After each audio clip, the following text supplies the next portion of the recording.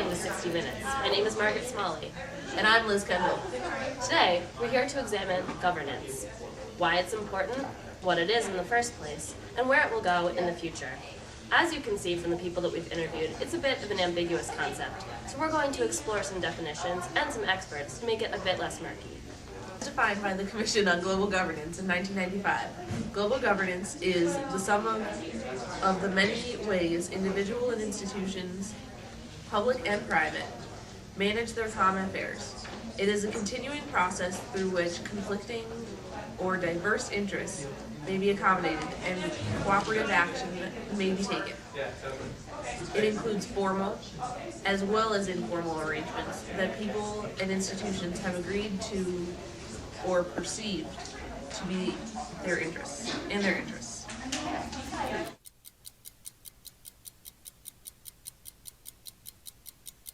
Governance and governments are related, but it is important to remember that global governance does not mean global government.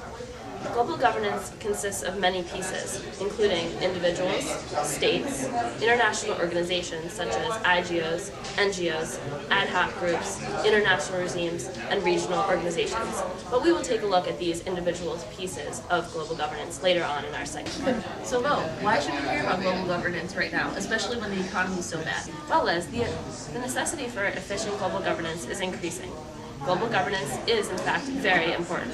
There are many other issues than just the economy, that are becoming more and more important, that are on the rise, because we're becoming more interconnected. For example, poverty, the environment, human rights issues, and security issues are all becoming more and more of a global problem, global dilemma. Also, as the world develops technologically and as the population increases, we're having more issues that are interconnected and are a big deal for everyone. We will address those particular issues later on in the segment as well. But remember that, in fact, globalization is increasing in scope, as markets, cultures, people, and states are becoming linked everywhere, according to current science. And remember, global governance affects everyone, including you. To better understand the topic of global governance, we will now take a look at the various definitions circulating among scholars in the field, as well as their critiques and discussions of global governance. We're here at the UN headquarters in New York, where we found some scholars to talk to about their opinions on global governance. The first scholar we found was Craig Murphy. Craig, come on in. Hi, nice to meet you, Liz. Nice to meet you. Thank you for having me. So, how do you define global governance? Well, Liz, to me, global governance is more of a site where struggles over wealth and power and knowledge are taking place every day. But I really think that the best arguments for global governance are ethical and moral. You know, global governance just is not going to progress in a positive way unless we start paying attention to those normative concerns.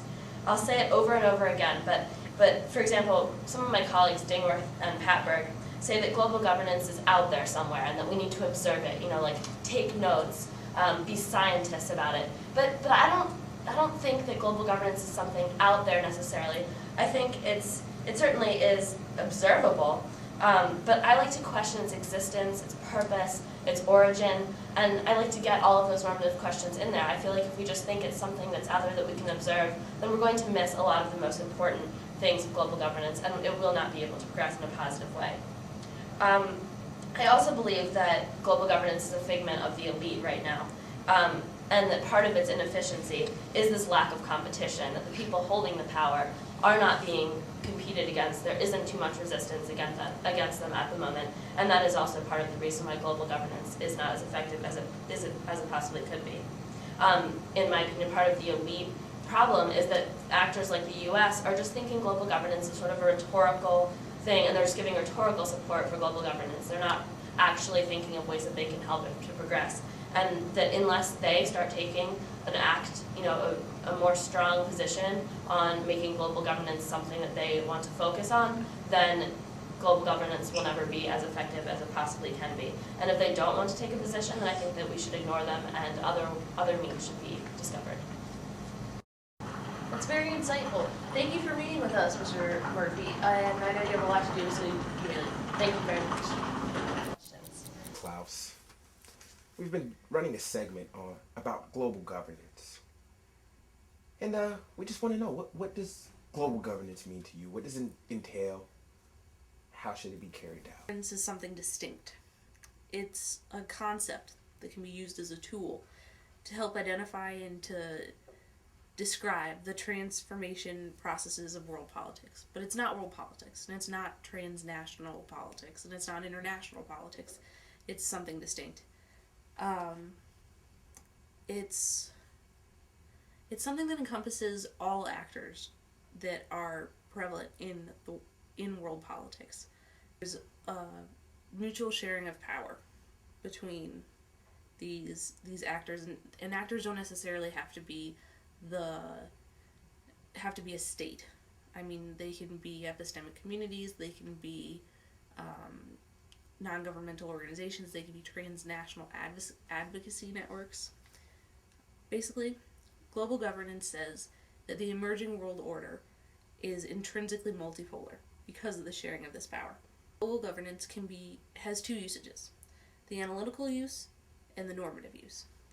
The analytical use captures the actual, the perceived, and the constructed reality of contemporary world politics, whereas the normative use of the term global governance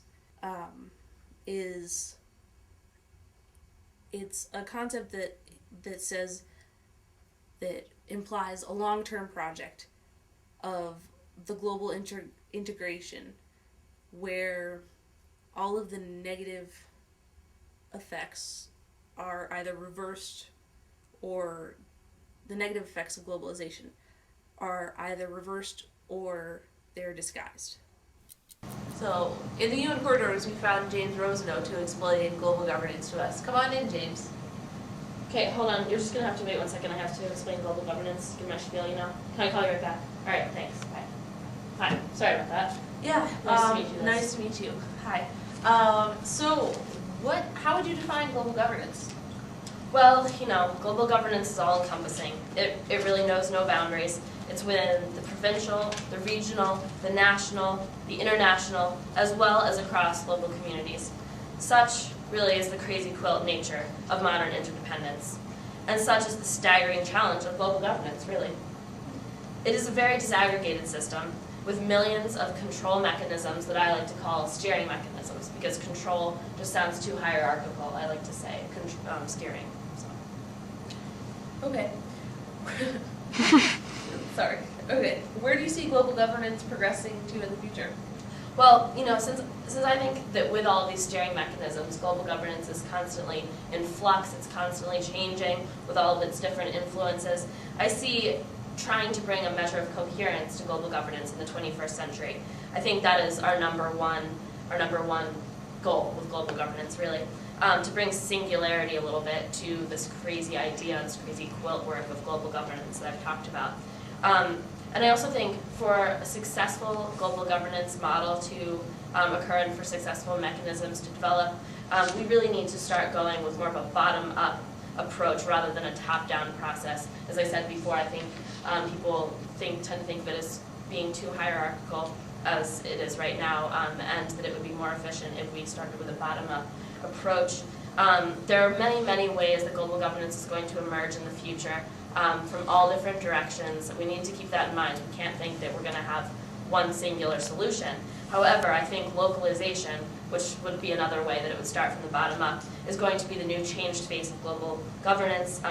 It will be a response to the dynamics of global governance. However, it will work in tandem with globalization. It's not going to be, you know, just this random localization that's occurring aside from, you know, the whole world of globalization that is occurring. It will be working in tandem with that.